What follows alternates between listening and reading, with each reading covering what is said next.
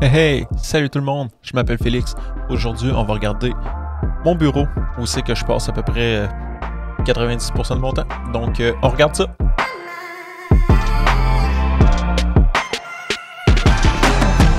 On est de plus en plus en télétravail, donc moi, travaillant de la maison, de l'ordinateur, j'ai décidé de me faire un emplacement aussi que je vais être bien. Comme je vous ai dit, je passe environ 90% de mon temps ici. Fait que je voulais faire un environnement que je me sentais bien, que j'avais envie d'être dans cet environnement-là pour travailler et être productif. Donc, ça va être de voir toutes les petites étapes, puis une note, dans le fond, ce setup que j'ai en ce moment-là, c'est un setup qui a été évolutif. Donc, j'ai pas commencé avec tout ce matériel-là. Et il y a aussi des sections que je vais vous montrer qui sont un peu DIY slash homemade. Donc, on regarde ça.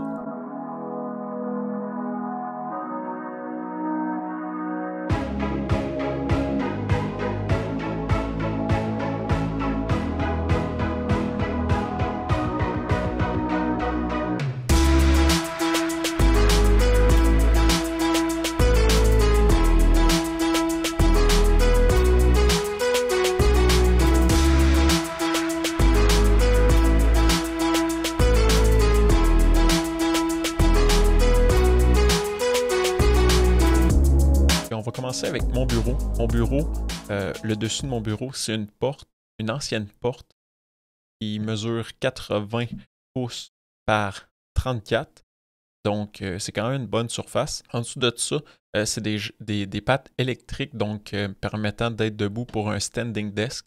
J'ai opté pour l'option à deux moteurs afin que ce soit plus stable, que ça fasse moins de bruit, que ça travaille moins. Et en fait, c'est que si j'ai besoin de changer mon dessus, si je mets un dessus plus lourd, si j'ajoute des écrans, des choses sur mon bureau, bon, au moins, il n'y aura pas de problème à le soulever. La raison pourquoi j'ai choisi une porte, au lieu d'un comptoir ou les choses que souvent les gens utilisent, comme vous pouvez voir sur YouTube, l'affaire qui arrive, c'est que, écoute, c'est quand même plus dispendieux.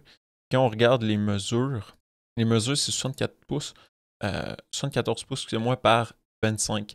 Ce qui veut dire que le 74 pouces de large, c'est correct, mais le 25 pouces de profond, c'est vraiment pas large. Si jamais on veut mettre, par exemple, notre souris, notre clavier, puis les écrans. Fait qu'on n'a pas beaucoup de place. Fait qu'en ayant une porte, ben là, j'avais 34 pouces, donc c'était une ancienne porte. Fait que sur Marketplace, quelque chose du genre, vous pouvez la trouver à vraiment pas cher. Ou peut-être que vous en avez une qui traîne dans la cave. Donc, moi, j'ai opté pour ça. Cette porte-là, dans le fond, je l'ai peinturée en blanc. Puis j'ai ajouté une protection de plastique par-dessus que j'ai acheté au Canac. Donc, ça fait que c'est beaucoup plus facile à nettoyer si jamais j'échappe du café.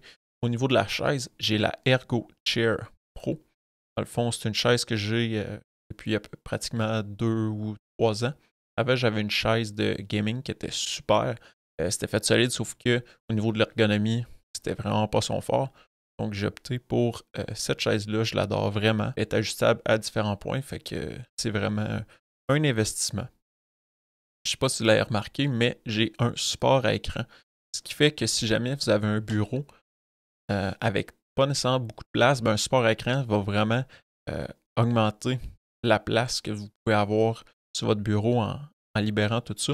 Ce qui arrive aussi, c'est que vous pouvez l'ajuster à votre hauteur de yeux. Fait que c'est beaucoup plus facile de travailler à la bonne hauteur au lieu d'avoir le cou un petit peu cassé pour regarder votre écran. Si jamais vous avez à mettre de l'argent pour améliorer votre setup, je vous dirais d'investir dans un support à écran. Si on regarde au niveau de mon équipement que j'utilise, pour ma souris, c'est la Logitech MX Master. Je sais que présentement, il y a la version 3 qui est sortie. Cette souris-là, je l'aime vraiment parce que c'est compatible sur Linux, sur Mac et sur Windows. Dans le fond, ça fonctionne avec Bluetooth ou la petite clé USB comme vous voyez là. Ce qui est super le fun, c'est que est rechargeable. Donc, ça a quand même une bonne autonomie. Une fois sur la charge, la fois qui arrive, c'est qu'il y a beaucoup de boutons qui sont possibles d'être configurés. Donc, les boutons sur le côté. Ça ici, comme vous le voyez, c'est configurable. La fois qui arrive, c'est que quand on regarde en dessous de la souris, il y a un bouton avec trois lumières. Dans le fond, ça permet d'avoir 3 appareils connectés. Gardez la même souris puis juste changer de machine en appuyant sur le bouton. Fait que ça va se connecter sur le Bluetooth à l'autre appareil. Au niveau de mon clavier, j'ai pas été super fancy de ce côté-là. J'ai choisi un petit clavier 75%, donc avec moins de touches pour pas avoir le keypad à côté. J'ai opté pour un clavier blanc avec le rétro-éclairage blanc au lieu d'avoir RGB. Je préférais juste avoir les LED blancs et j'ai choisi les switch brown pour que ça fasse beaucoup moins de bruit. Mon tapis de souris, j'ai opté pour quelque chose qui est en, je veux dire, un simili-cuir. J'ai opté pour la plus grande version et la version bleue. Ce qui fait que si jamais j'échappe quelque chose encore une fois dessus, c'est facile à nettoyer parce que avant j'en avais un en tissu, puis ça se salissait vraiment plus facilement, puis on voyait par exemple qu'il était sale. Au niveau de mes écouteurs, je vais vous montrer les Sennheiser HD6XX de Mass Drop. Donc pour écouter la musique, c'est super. Et étant donné que c'est open back, ben, on entend vraiment les bruits ambiants. Fait que si quelqu'un sonne à la porte, ben, je vais l'entendre. Qui permet aussi d'avoir une meilleure aération au niveau des écouteurs et des appareils. Donc, je vous laisse continuer sur le reste du setup.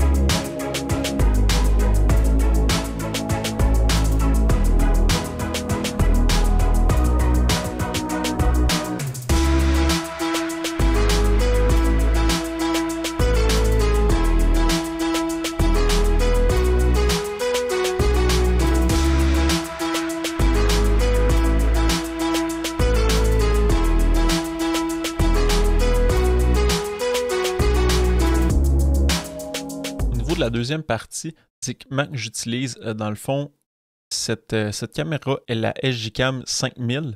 Donc moi j'ai celle-là ici à droite, c'est celle-là que j'utilise que vous voyez le iFish. L'autre caméra que j'ai juste à ma gauche, c'est un ancien téléphone que j'ai décidé de plugger pour avoir une caméra avec une qualité un petit peu plus supérieure étant donné que ça c'est une caméra de GoPro, donc c'est pas nécessairement la meilleure qualité, mais ça fonctionne super bien parce qu'on connecte ça avec un câble USB. Et ça fonctionne out of the box.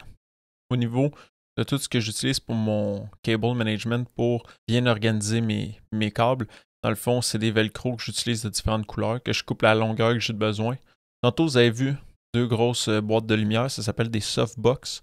C'est ça que j'utilise pour avoir un éclairage, je veux dire, constant. Donc, au lieu d'avoir la lumière du plafond qui faisait de l'ombrage sur mon visage puis sur moi, ou utiliser la lumière de dehors, ben dans le fond, j'utilise ça pour avoir